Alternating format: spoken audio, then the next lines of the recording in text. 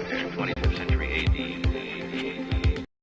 We sat there and looked at rockets from Mars, and you just boggled the mind. And the technology caught up, didn't it?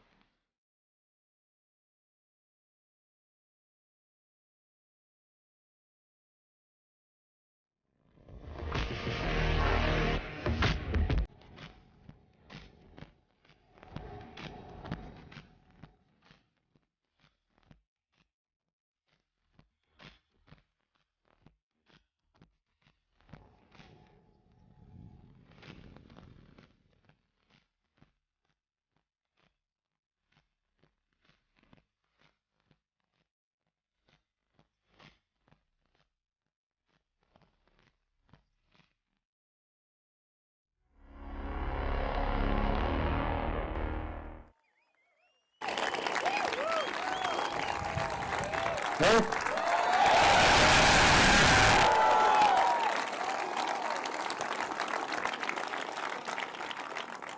All right, welcome to Starbase. So it's been almost 2 years since our last update, and a lot has happened since then. By the way, I'm getting like a strange audio feedback. I don't know if, do I sound okay to you guys? Okay, great. So it's been 2 years since we had our first Mark I rocket, and a lot has happened since then. We're going to go through the progress, but I'm just incredibly proud of the SpaceX team and all the support that we received from Cameron County, from Brownsville, from South Padre. I know somebody in the audience, so thank you very much for your support.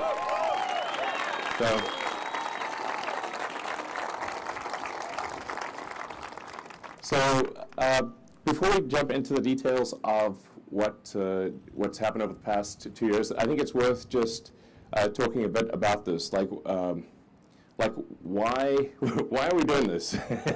You know, this, I mean, pretty epic, but what's the sort of deep meaning behind this? Like, why build a giant reusable rocket? Why make life multiplanetary? And I think this is just an incredibly important thing for the future of life itself.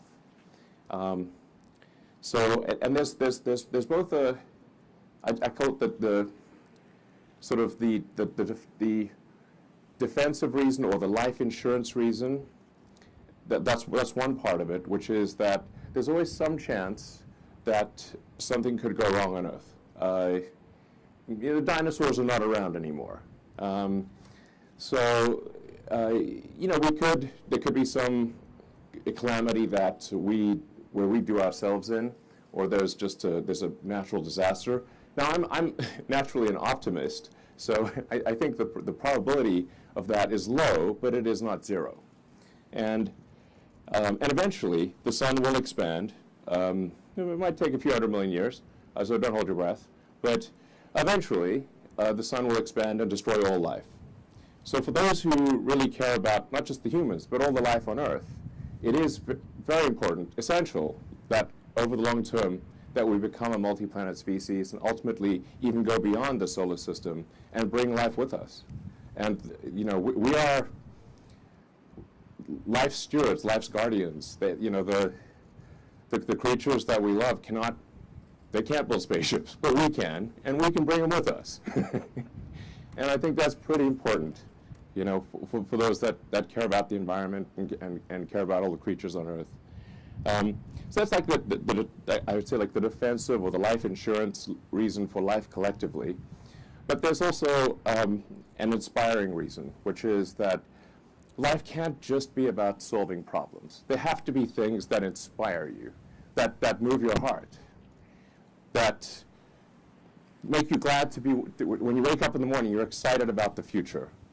And going out there and being a multi-planet species and being a space-faring civilization and making science fiction, not fiction forever, I think that's one of those things. You know, I think that's what fires me up the most. Is like, let's go out there and find out what this universe is all about. You know, are there other species out there? Maybe. You know, hopefully it's. I mean, we want to go find out what the heck's going on. What is going on? I mean, you know, how do we get here? What's the meaning of life? 42. But what's the question? You know, if we go out there and we explore the galaxy, ultimately, then we can find out some of these questions. And it will just be very exciting to do that. And something we can all look forward to. And even, you know, whether somebody chooses to go or not, I think, you know, vicariously we can all go there, just like with Apollo, where, you know, only a handful of people went to the moon. But in a sense, we all went there. humanity went there. And so even if somebody doesn't choose to go themselves, I think vicariously through others, they will go, they will understand, they will experience the universe. And I think that's incredibly fundamental to an exciting future. And that's why we're doing this. So.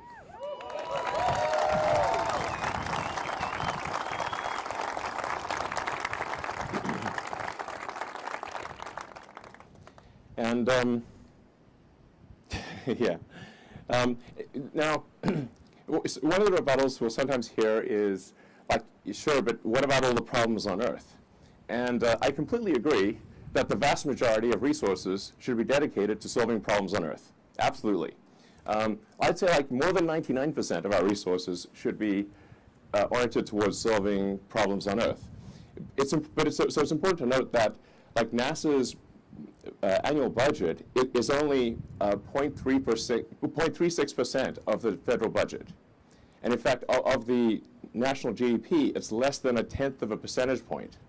So it's like we're only spending 0.1% of our resources on space. I think that's okay. We'll be fine. So just make sure people don't think like, well, is he suggesting that we just spend everything on space? No, I'm suggesting like maybe 0.5% or something like that. We'll probably be okay. And I think given this establishing security for life itself and having an exciting future and inspiring kids about the future, I think it's worth it, basically. Yeah.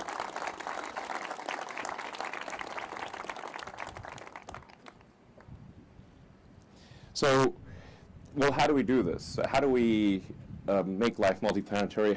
What's the first step? And the essential technology, the holy grail breakthrough that's needed, is a rapid and completely reusable rocket system. So this has never been accomplished before. And a lot of people, for the longest time, thought this was not possible. Now, with Falcon 9, we've been able to show that you can have reuse of a boost stage and reuse of the fairing. So with Falcon 9, we've demonstrated a lot of reuse of the boost stage and of the fairing. We've had over 100 reflights of the fairing of the booster, and I'm not sure of the fairing number, but it's a lot. And that's a big step in the right direction. With Starship, we're aiming for full and rapid reusability. So, we actually need to accomplish that. That's not done yet, but the success is one of the possible outcomes, which I always think is when embarking on an endeavor, success should be at least one of the possible outcomes. And for this design, that is the case. And we're aiming for rapid reusability, which is why the booster is going to take off and then fly back to the launch tower and aspirationally land on the arms, which does sound insane, or as Bill Riley would say, audacious. But if it does come in too fast and shear off the arms, then I guess it will be a farewell to arms. Sorry. The dad jokes, I still have to warn you, they're only going to get worse. Here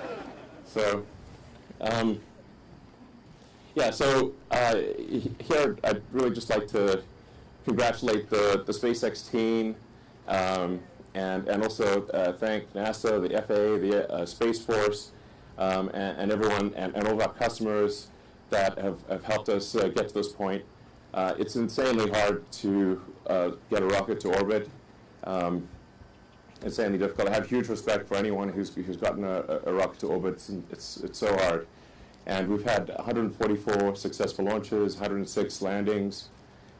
Yeah, I mean, these days I have to look on the internet and say, how many landings have we had? I have to ask the internet.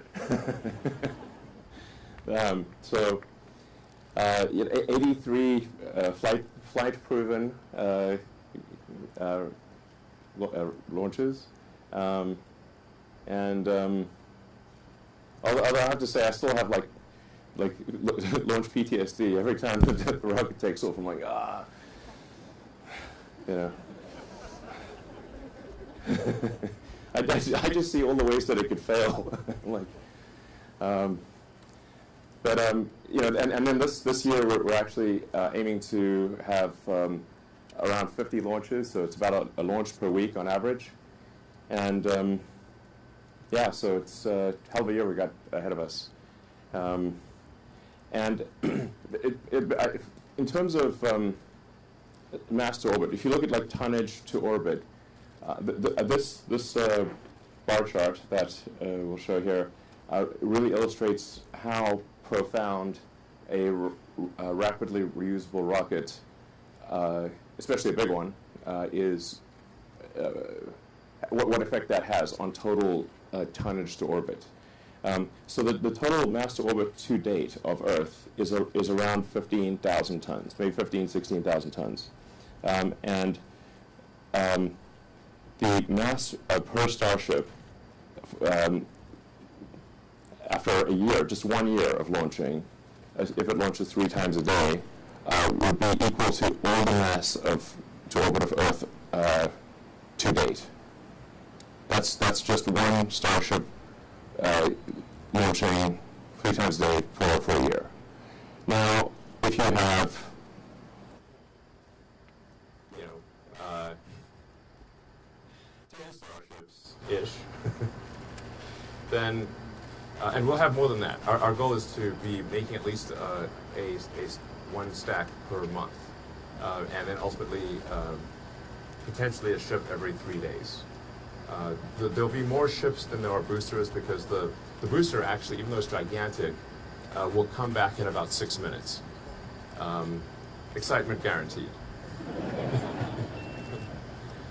So it only takes about 2 minutes on ascent and then about 4 minutes to return. So you'll know soon. The ship has to complete at least 1 orbit around Earth, and sometimes maybe 3 orbits or more. And each orbit is 90 minutes. So the ship is probably, you know, reusable about every 6 to 8 hours. That's why we say sort of 3 times a day for the ship. And in theory, the booster is capable of being reused every hour. So that the propellant pumps are designed to pull the rocket in about half an hour. So this really is designed for rapid reusability. So if you can do roughly a million tons to Earth orbit, that's comfortably over 100,000 tons to the surface of Mars. Maybe 150,000 tons, depending on how good the landing system is. So now you can only go to Mars every 2 years. And I think maybe roughly you need about 1 million tons on Mars to have a self-sustaining city. But the critical threshold, I think, for Mars is to have a city that is self-sustaining. It's going to be incredibly difficult to make a self-sustaining city because if it's missing any ingredient at all, however minor that ingredient is, then if the ships from Earth stop coming for any reason, the city will die out. So the critical threshold to pass one of the most important great filters for any species is to have the other planet no longer dependent on the original planet. So I don't know exactly what that tonnage is, but I suspect it is at least, if one tries to get the right order of magnitude, about 1 million tons. Hopefully it's not more than that. Starship is capable of doing that. It's capable of getting 1 million tons to the surface of Mars. and creating a self-sustaining city. And I think we should try to do that as soon as we can. The window of opportunity may be open for a long time, and I hope it is, but it may also be open for a short time.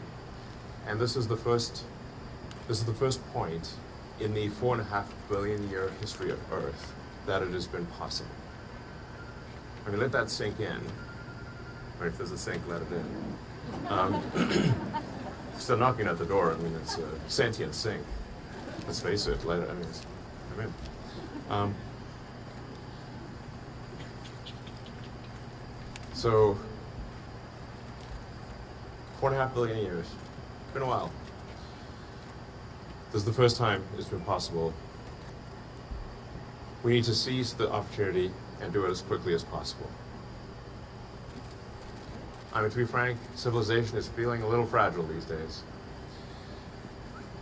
And like I said, I'm an optimist, but I think we got to protect the downside here and try to build that city on Mars as soon as possible and secure the future of life. And it's going to be an incredibly exciting adventure. Now, the sales pitch for going to Mars is that it's going to be cramped, dangerous, difficult, very hard work.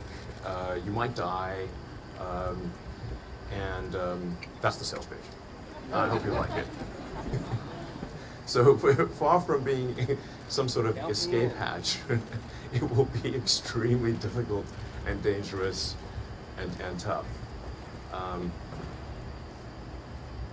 Mars is a fixer-upper of a planet, and so it's going to take some work to make it easy to live there.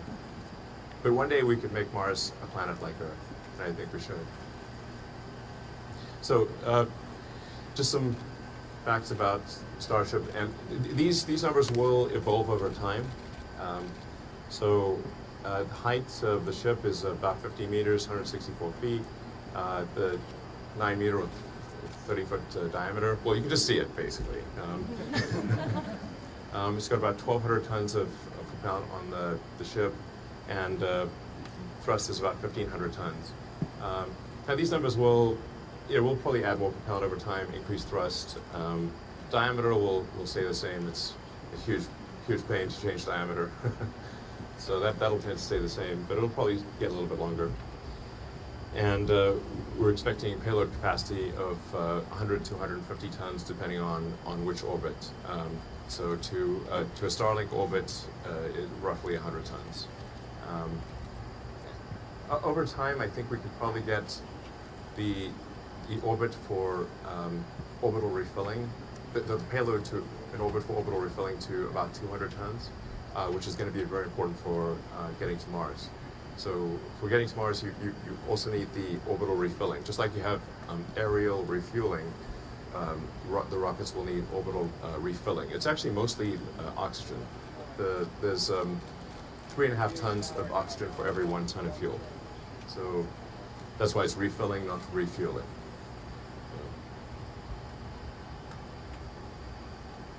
Heat shield. So this is the world's largest heat shield.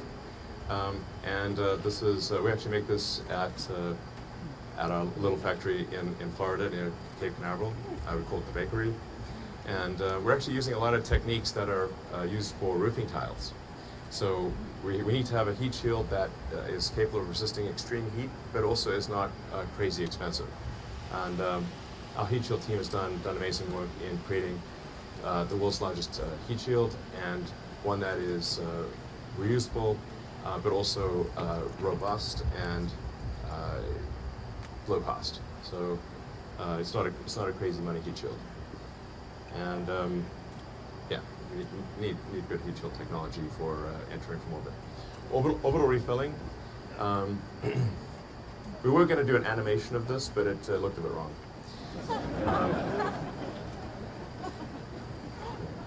It is a fluid transfer.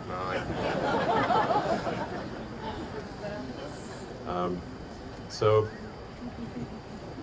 yeah, play a little Barry White, you know. So that's one of the technologies that is necessary for getting to Mars. So the ship would get to orbit with payload, and then in orbit we'd refill the tanks so it'd have enough propellant to get to Mars. Mars is far. So now this is essentially docking in orbit, and with Dragon docking with the space station, this is a technology that that SpaceX has become quite good at. We've done, I think at this point, a couple dozen dockings with the space station, and it's actually way harder to dock with the space station than to dock with yourself. So this is, it is a thing we need to solve for Starship, but I'm confident that we can do this because we've done a lot of orbital docking already with the Dragon. But this is going to be an important thing to demonstrate. What won't be necessary in the near term for Starlink launches, but it will be necessary for Mars and the Moon. So let's see, the super heavy booster. So it was 70 meters, but then there was an extra half barrel section that the team deleted, and totally accidentally it's 69 meters. It's also booster 4 and ship 20. I mean, this is a pure coincidence. Those numbers won't leave me alone. It's just, I hope it's good luck. So yeah, so propellant capacity is like around 3,400 tons. I think this, like so these, it'll probably it will increase over time. Probably get to 36, maybe 3,800 tons. Thrust is around 7,600 tons. That'll probably increase too over time. Just to put this into perspective, though, the Saturn V was 7.5 million pounds of thrust, and Starship is 17. So it's more than twice the thrust of a Saturn V, which was that's the largest rocket ever to get to orbit. It's worth noting, Super Heavy is the largest flying object of any kind, or will be. It's yeah, very big. You can see it right there. That booster has 29 engines. The next booster, we actually increased the engine count to 33. We kind of bounced around on engine count, but because I think at one point we had like 37 engines, and they went to 29. We finally settled on 33 engines, which is about actually the most number of engines you can actually fit under that booster without like expanding the diameter.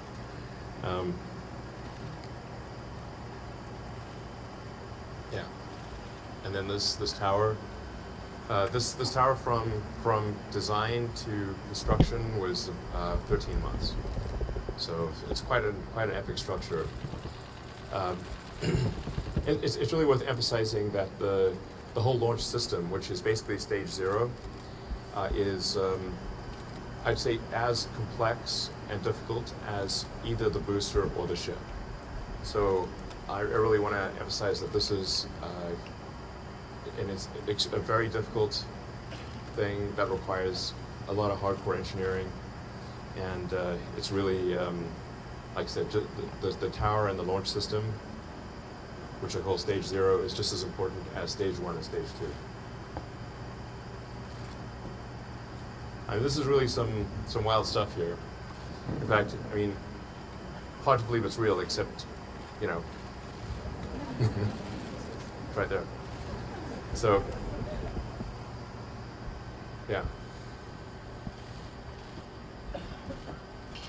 Then Raptor development. Raptor 1 was 185 tons of thrust. Raptor 2 is 230 tons of thrust, and I think over time we can get that to probably 250 tons. So that's, and it's also significantly simplified. So you can see the difference between V1 and V2. The V2 is, V1 looks like kind of like a Christmas tree spaghetti pile. A lot of fiddly bits. And V2 is greatly simplified, while also increasing thrust at the same time. So it actually, Raptor 2 costs about half as much as Raptor 1, despite having much more thrust, and I think just generally being a much easier engine to build and a more robust engine. So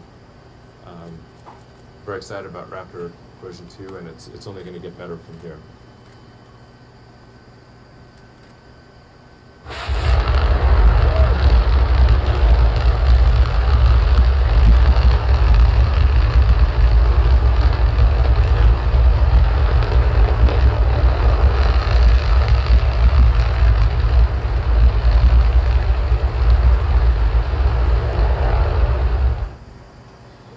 So yeah, so Raptor 2 is pretty sick,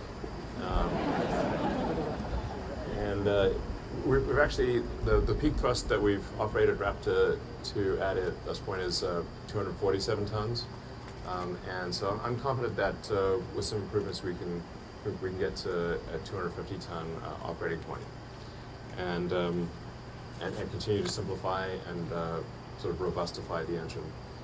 So it's really a spectacular piece of engineering, extremely difficult to make and succeed. The engine has been mind-bogglingly difficult, but it is one of the essential keys to. I mean, it is essential, obviously, to making Starship work. It'll be the first full flow stage combustion engine to get to orbit. Yeah, kind of need that ISP and thrust to wait. So, so why Starbase? A lot of people like say why Starbase? Why here? And we kind of needed a confluence of factors. The getting to orbit, you want to launch eastward so that you have help from Earth's rotation. So the closer you are to the equator, the more of a sort of a boost from Earth rotation that you get. So you want to be as south as possible and launch eastward. And then, it's always possible that something goes wrong. And so you want to have a good clear area. You want several miles around the launch site to be unpopulated or at least clearable. And that doesn't actually leave a lot of options.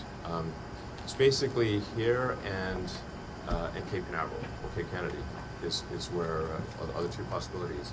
And then because we have had a lot of launches going out of the Cape, we didn't want to disrupt the Cape activity, the operational launches, with sort of the advanced R&D of Starship. So it was important to decouple the operational launches from the R&D launches, and that's why we're at this location. And once again, I'd just like to thank Cameron County and the Brownsville South Padre and the remaining residents of Boca Chica Village. Where I live, by the way, it's my primary residence, is that little village over there. So, and it's been great. It's been great being here, and yeah, super appreciate the support of the community. Yeah. Anyway, thank you.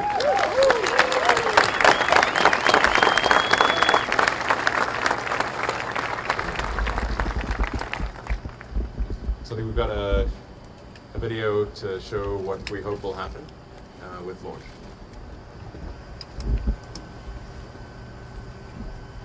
Okay, no.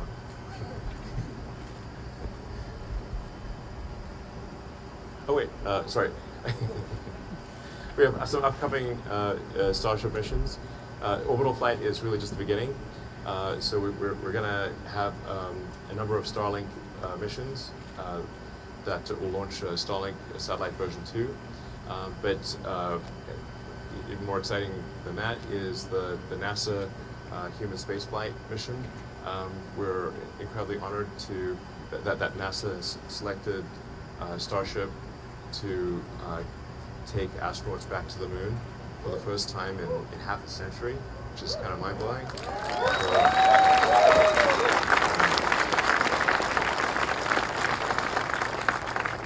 I'd just like to say, like, SpaceX is just deeply honored and appreciative that NASA would choose us for this incredibly important mission, and we'll get it done.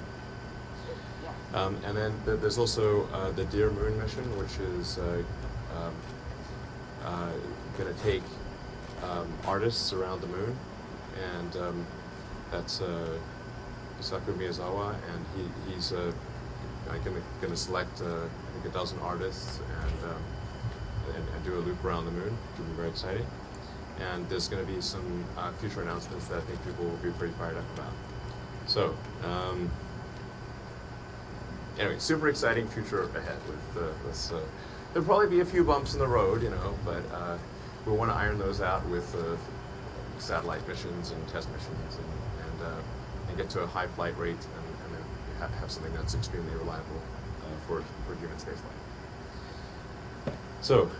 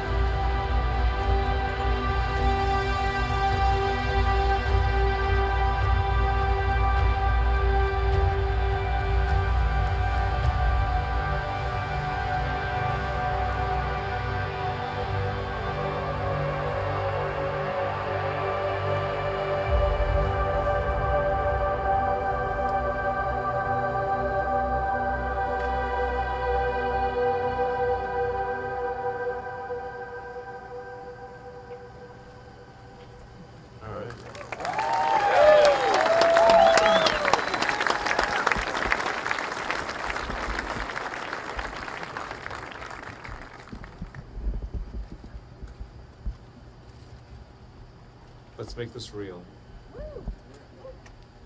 Any questions?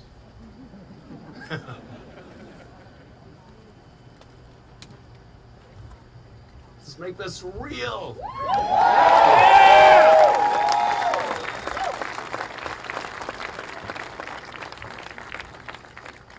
Far away. Anyone? I can't see you, so you probably just have to yell it out or something. Raptors on the Starship. 6 of them. Yes, there's 6 Raptors on Starship. Currently 3 with the vacuum nozzle, 3 sea level. Sorry. I think if I would say, like, we'll probably end up adding another 3 vacuum engines to kind of, fill in the gaps and stretch the ship. I think is going to make a lot of sense. How much will it take now to Starbase to use? You'll have to yell, unfortunately. So, we are building a launch site, a Starship launch tower at 39A at Cape Kennedy, and we are also building a Starship production facility at the Cape. So we'll have production facility and launch site here, and a production facility and launch site at the Cape as well. Are you working It's important to have on redundancy. life support systems? So, Life support systems. It's Irene Klotz with Aviation Week over here. I've got lights in my eyes, so unfortunately I can't see. Okay, well- I'm blinded. So I'll have to, I can hear We're where the all speaker is here. coming from. Okay. But, You should, I believe you're expecting to hear in a couple weeks about the possible finding of no significant impact from the FAA. Have you gotten any indications if that's going to come through, and what is your time frame for the orbital flight test? Thanks. well, we don't have a ton of insight into where things stand with the FAA. We have gotten sort of a rough indication that there may be an approval in March, but that's all we know. So, hi Elon, Marcus Harvey. Can you talk about the point-to-point capability? Is there a possibility between here and Cape Canaveral? Oh, well, yeah, I guess technically yes. So, I mean, depending on how good things get with Starship, there are some scenarios where it might actually be the lowest cost means of transporting cargo long distances. So the interesting thing is that the capital efficiency of a rocket is much better than the capital efficiency of a plane for long distance flights. So now this would really be more for if you're going, like, I don't know, a quarter or a third or halfway around the world, where if you went from, I don't know, say here to Singapore or something, like, that's a long flight. So, I mean, I don't know how long that is. I'm not sure you can even go there nonstop, but it's probably like 20 hours plus. And but in a rocket, it would be less than an hour, so like 45 minutes or thereabouts. So that means you'd be able to use the rocket 20 times more often than an aircraft. So it's 20 times the capital efficiency. So provided the propellant cost is competitive with aircraft, and bear in mind, like I was saying, like there's 3.5 tons of liquid oxygen for every 1 ton of fuel. And liquid oxygen is basically just the cost of electricity, because it's in the air, basically. There is a scenario where it's economically compelling to do long distance cargo and people transport with Starship. That'd be very cool, and I think that'd be great for getting a high flight rate and a business case for supporting a lot of Starships operating. Basically, nothing's faster than an ICBM. We got a question right here, Elon, right in the middle, right here, right, hands up in the. I mean, I literally have lights in my eyes, and it's pitch dark in front of me. It's fine. Hi, Elon. Michael Sheets with CNBC. you opened this presentation by addressing a little bit of the criticism that's been aimed at space travel being seen as maybe a pet project or not really valuable to folks who have problems here on Earth. I was wondering if you could get a little more into the specifics on comparing not just the U.S. government spending that's happening on space travel versus other things, but maybe in terms of SpaceX itself, how you and private investment on a dollar value compares to the taxpayer-funded projects or contracts that SpaceX has won over the years. Well, I think objectively, the cost efficiency of SpaceX is the best in history, I think, for any rocket development. And we are talking about a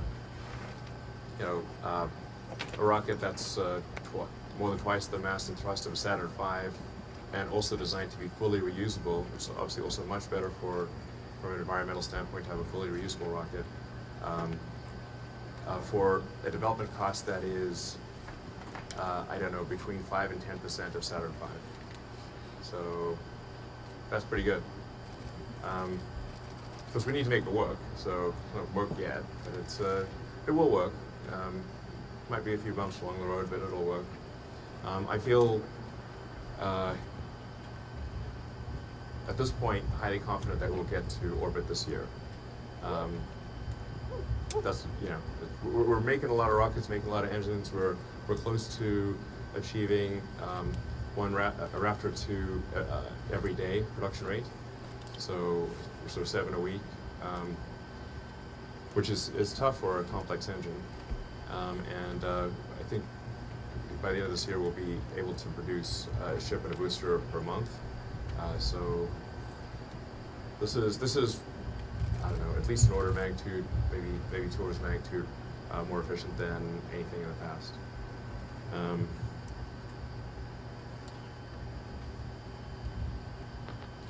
Yeah. Hey, Elon, this is we were left with Super Cluster.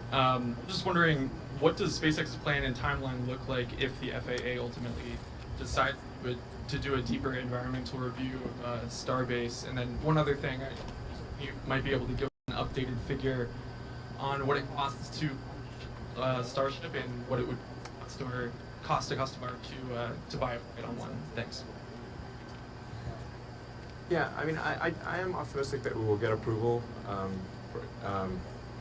I think objectively, I think this is not something that will be harmful to the environment. We've obviously flown the ship several times and done multiple landings and taken some landings. We've fired the engines a lot, so I think the reality is that it would not have a significant impact.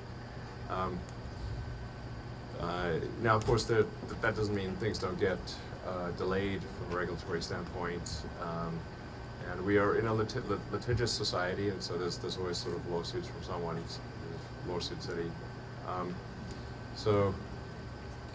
Now we do have the alternative of the Cape, and we actually applied for environmental approval for launch from the Cape a few years ago and received it. So we actually are approved from an environmental standpoint to launch from 39A. So I guess our worst case scenario is that we would, I don't know, be delayed for 6 to 8 months to build up the Cape launch tower and launch from there. From a cost standpoint, the costs will improve significantly over time. So, because it'll take us a moment to achieve full reusability and full and rapid reusability, we'll probably lose a few vehicles along the way. With Falcon 9, I think it took us 14 or 15 attempts to successfully land the first booster.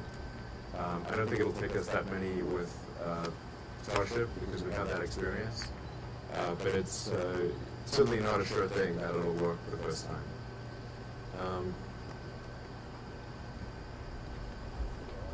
I mean, from a cost standpoint, I mean, it's a 100-ton capability to orbit. On a marginal cost to launch basis, that doesn't count fixed costs, which obviously have to be covered. It may be as little as a few $1,000,000 per flight. Maybe even as low as $1 million per flight. So this is crazy. These are crazy low numbers by space standards. Crazy low. Now, we do have to cover fixed costs. So depending on what our launch rate is, we have to divide the fixed cost by the number of launches. So the more launches that happen, the lower the total cost, fully considered cost per flight would be. But I'm highly confident it would be less than $10 million all in over, if you say like fast forward like 2 or 3 years from now, I think it's highly likely to be everything included less than $10 million a flight for 100 ton to orbit capability. And 100 tons to a useful orbit, not to a low orbit. To a low orbit, it would be 150 tons. So this is ridiculously good compared to everything else. And it should be, because if you think of like, if this was if aircraft were not reusable, how much would an air ticket cost? I mean, it's like, for, I don't know what, a 787 or 777 goes for these days, I don't know, a few $100 million. If you had to spend, $200 million every flight, it would be very expensive to fly somewhere. And you'd need 2 of them for, another one for the return trip. So, it would obviously be absurd. So if you can imagine if we were in a world where aircraft were expendable, and then someone came along with a reusable aircraft, it would be an absolutely profound game changer. That's what needs to happen for life to become multiplanetary, and that's what this design, I'm confident, is capable of that. It's just a question of how long it will take to refine that and have it really dialed. Hi. Hi. Sorry, this is Andrea Leinfelder of the Houston Chronicle. I wanted to know, when and how do you plan to test Starship refueling in space? And also, aside from NASA, Dear Moon, and Starlink, can you elaborate on the potential customer base for Starship? Thank you.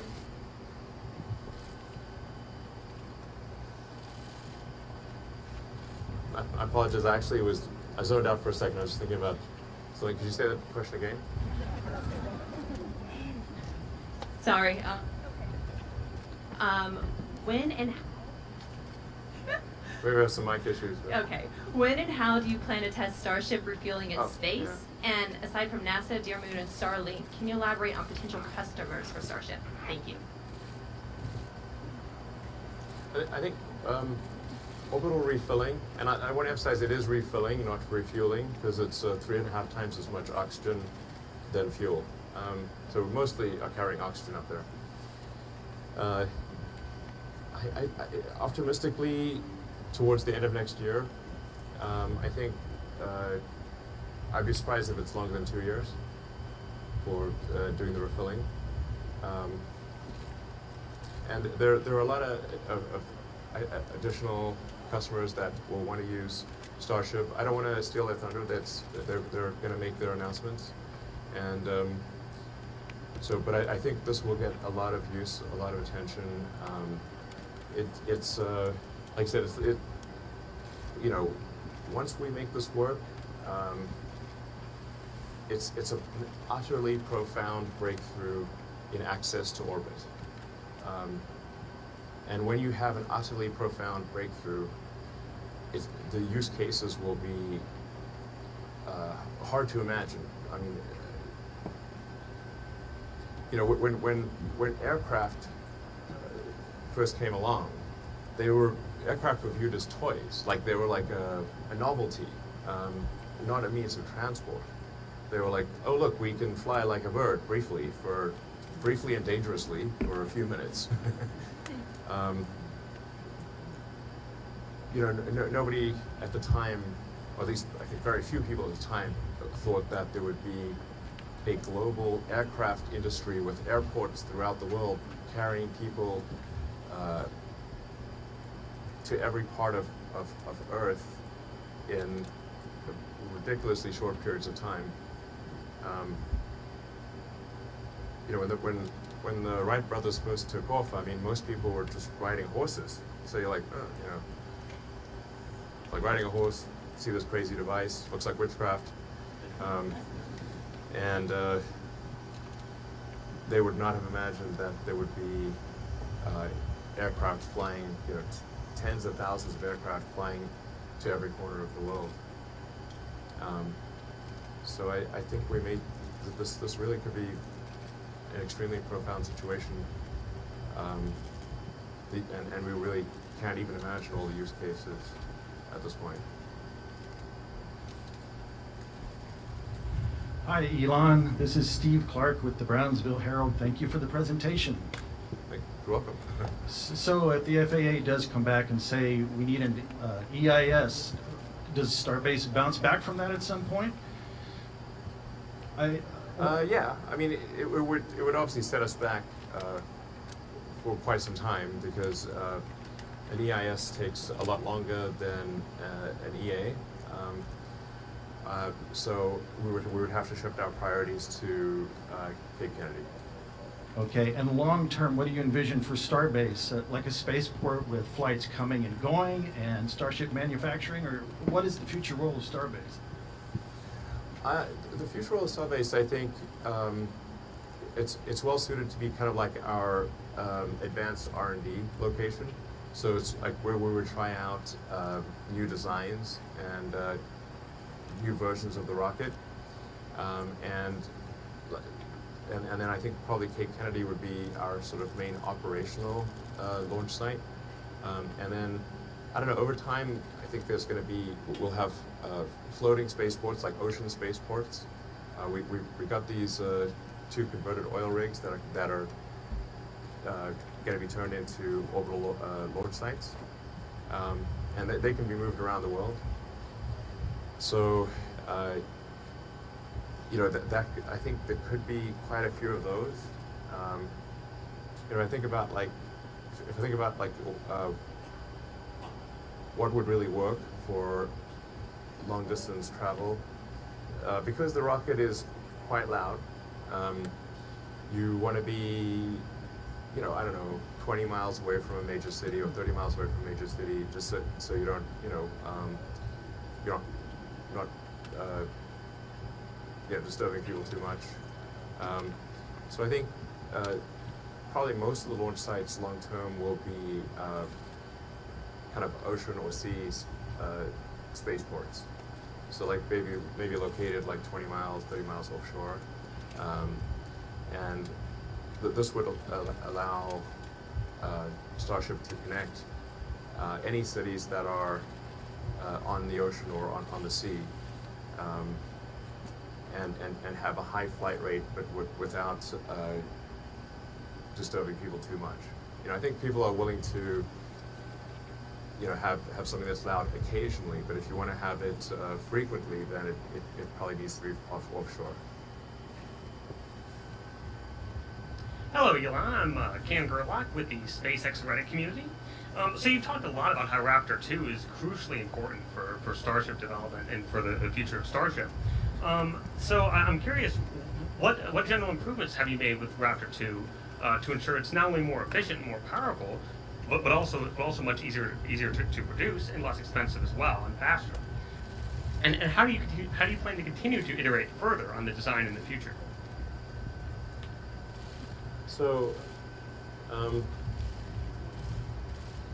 Raptor 2 is an almost complete redesign relative to Raptor 1. So basically everything from the turbo machinery to the chamber nozzle, the electronics, basically everything's been redesigned. You can see the difference over there, the Raptor 1 versus Raptor 2. You know, a lot of the changes were deleting things. We deleted a lot, consolidated a lot. The rotating machinery, especially the inducers of the turbo pumps, are a lot more robust. We converted a bunch of flanges to welds. And we're actually, over time, will convert even more flanges to welds. I hate flanges. You know, especially if you've got high pressure and a cryogenic fluid or super hot gas. Flanges and seals are a nightmare. And so, you know, we've got parts of that engine that are, you know, sort of 700-800 bar, you know, sort of 11,000, 12,000 psi, which is nutty. And so just going to welded joints instead of flanges was pretty helpful. The pre-burner controllers have been consolidated into a sort of unified box as opposed to being kind of like all over the engine. So we're getting close to the point where I think Raptor will not need shrouds. So shrouds are a huge pain in the ass, like basically putting a whole shield around the engine, especially for the gimbaling engines, where it's got to kind of have like a sort of you know, eyeball seal, like it's like rotating in a circle with a hot gas seal. With a bit more deletion and integration, I think the engine will be sort of flame proof, more or less, and then we can get rid of the shrouds, which would be a big mass savings. Yeah. So a lot more could go on. We're also operating at a higher chamber pressure. I think we could probably operate. I think over time we can operate it at 330 bar sustain in the main chamber, without having the pre-burner pressures be too high, by essentially not by losing less pressure. There's like a whole pressure ladder going from the turbo pumps and pre-burners to the main chamber, and by getting rid of a bunch of the choke points, we can have less pressure loss, and so the pumps can effectively produce you know, more pressure in the main chamber due to less loss in the secondary systems. Do you have any have specific questions or? Sorry, Chris Gephardt with NASA Spaceflight. Can you talk a little bit about the abort modes that are available for ship if there were ever to be a problem during the climb to orbit? What would be available to the crew in that regard? And also on that same level, the life support systems for ship. Where do those stand, and what are the challenges that you're finding with just the sheer volume in Starship for that? Thank you. So Starship will not have an independent abort system, but I think something that would make sense is to have the thruster weight of the ship be enough that it could do it could take off from the booster, even if the booster has a failure at the pad level. So if you get the thruster weight of the ship at sea level above 1, then even if there is something goes wrong with the booster, the ship can essentially fly away from the booster. And so that's something that I think will be important for carrying people, and also for high-value cargo, to have the ship have thruster weight greater than 1 even at sea level. And then there's like I said, that would be like the 9-engine version, and then even if you lost 1 engine, I think you should still be able to do an abort. So I think for crewed missions, we would essentially maybe tank the ship to some degree so that you'd have kind of launch abort capability with the ship, even if you lost an engine. That would be my recommendation. From a life support standpoint, we would have a sort of a renewable, like for long, you know, we could scale up the life support system in Dragon. That would certainly be an option, and that would work for missions that are, say, a week or 2 weeks. That would be fine. For missions to Mars, you'd want a life support system that is renewable. So it's essentially recycling everything in a closed loop system with close to zero loss to mass. So that would be a more advanced system, because you'd have to convert the CO2 back into O2 and kind of recycle, you know, poop and urine and stuff. Yeah. So that's a harder problem, but it's not an immediate problem. We can certainly scale up Dragon for any kind of missions that are, you know, a few weeks long. Hi, Elon. Eric Berger with Ars Technica. Thanks for taking some questions. I'm wondering if you do get that approval from the FAA in March. I know that there's really no way of knowing, but could you talk a little bit about the hardware readiness, sort of where you are technically? You know, the launch tower is pretty incredible, but sort of the rocket, the ground systems, software. Like if you were to get some kind of approval from the FAA in March, you know, would you be looking at, you know, how quickly could the hardware be ready to go? Yeah, I mean, I think we're close to having the hardware ready to go. So right now, I think we're tracking to have the regulatory approval and hardware readiness around the same time. Yeah, so yeah, around the same. You know, hopefully, you know, basically a couple months for both.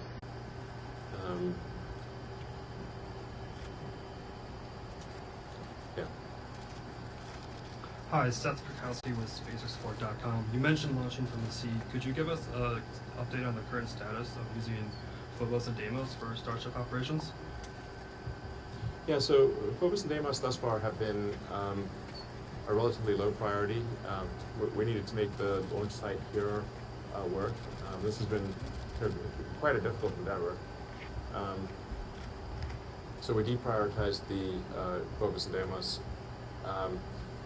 And just last month, we started to, we're going to take one of them and build at least a catch tower on it. So, and ultimately we will, ultimately meaning later this year, build a full launch capability on one of the platforms. So I think hopefully by the end of this year we will have a launch capability at Cape Kennedy at 39A and on one of the ocean platforms as well. Hi, Ellen. This is Adam Cardona with CBS 4 and NBC 23 here in the Rio Grande Valley. This is more of a community-based question. This past week, several VISD students, community leaders, and community members got together to ask you a question and to show their gratitude. Not sure if you got that message yet, but they were saying thank you, Elon, and they wanted to know if you would be able to attend their Chatham Days festivities here in Brownsville. So, on behalf of them, will you be attending Chatham Days? It sounds like fun. So, like, when is it? I believe it starts on the 19th through the 25th. So you have several days to attend Sombrero Festival, Chatham Days parades, enjoy some great food. Will we see you there? I will be there. All right.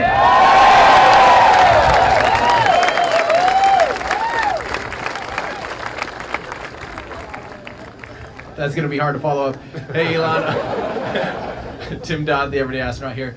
Okay, so a little bit more Raptor 2 talk again.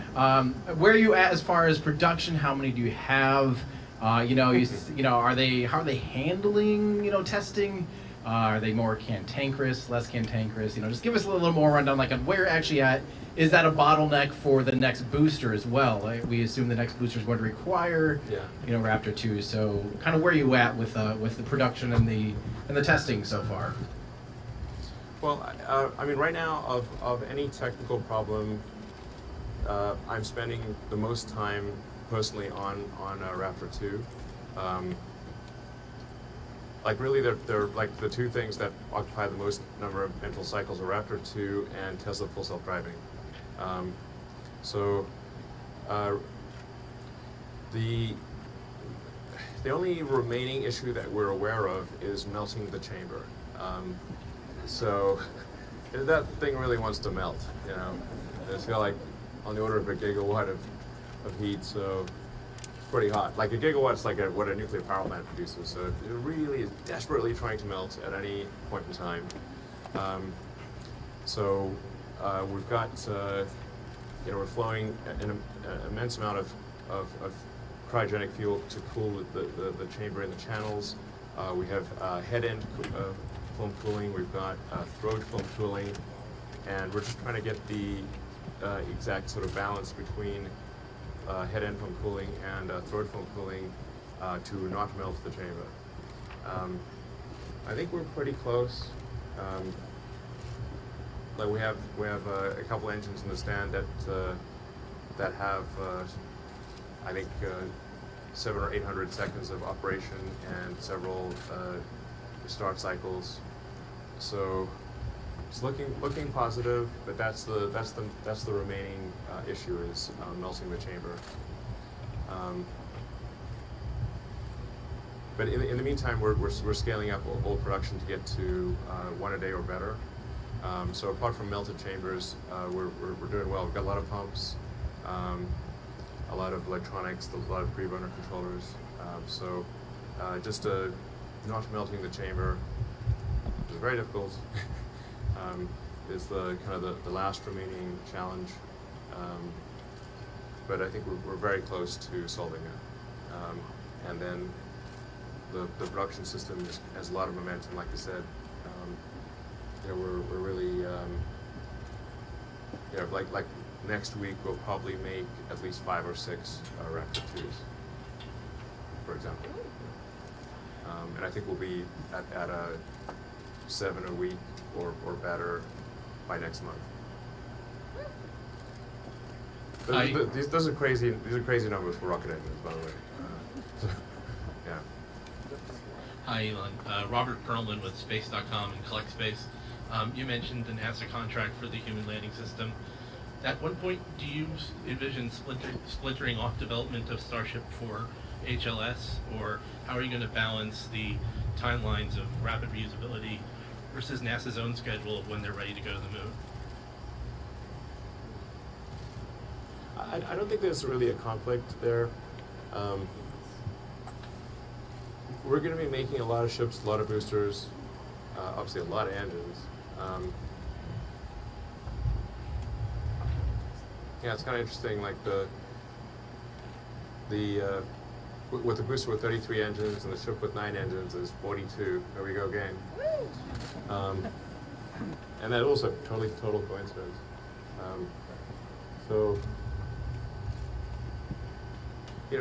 Adding legs to land on the moon, we do not think is like that can be done pretty quickly. I don't really see any conflict between achieving rapid reusability and getting to the moon.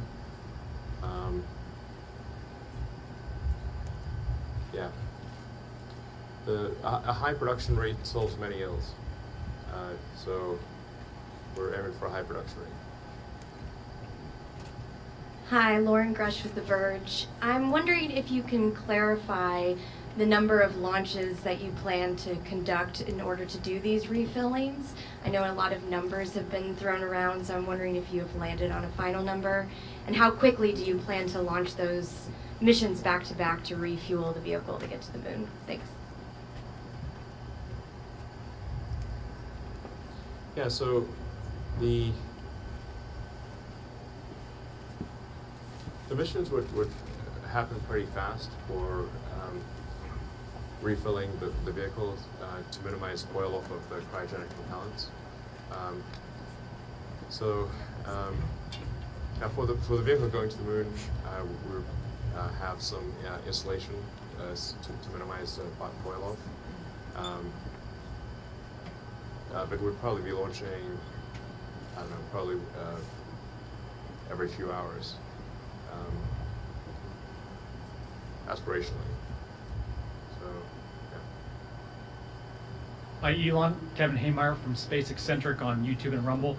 My viewers are really hungry to know anything about the interior design for crewed Starship. You have HLS, you have Deer Moon. And last we heard, maybe a year or two ago, you were looking to hire Tesla employees to design the interior for Starship. How's that going? Well, we aren't fixed yet. I mean, that will be important down the road, but getting to orbit and proving out the return of the ship.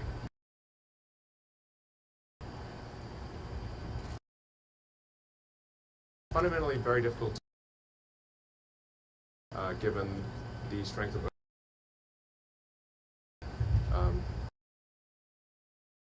you can't have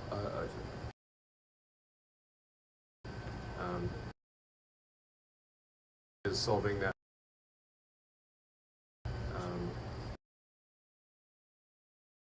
like I said, we'll have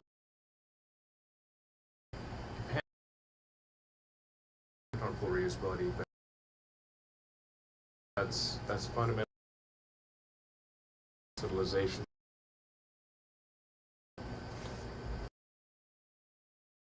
Elon, this will be the last question.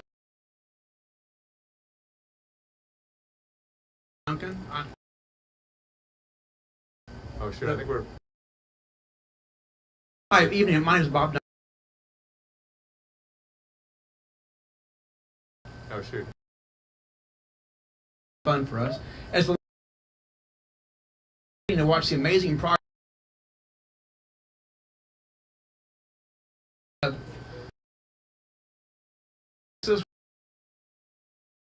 Could you just speak to advantageous about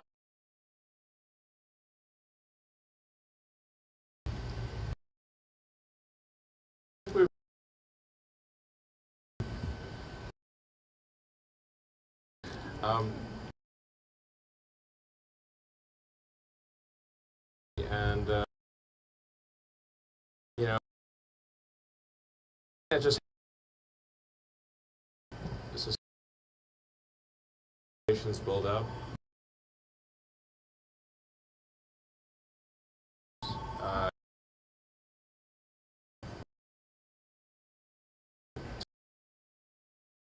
Regulations.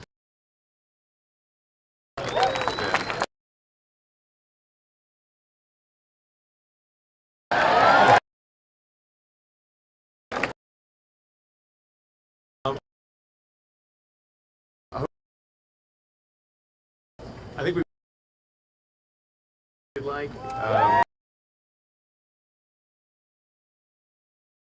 safe.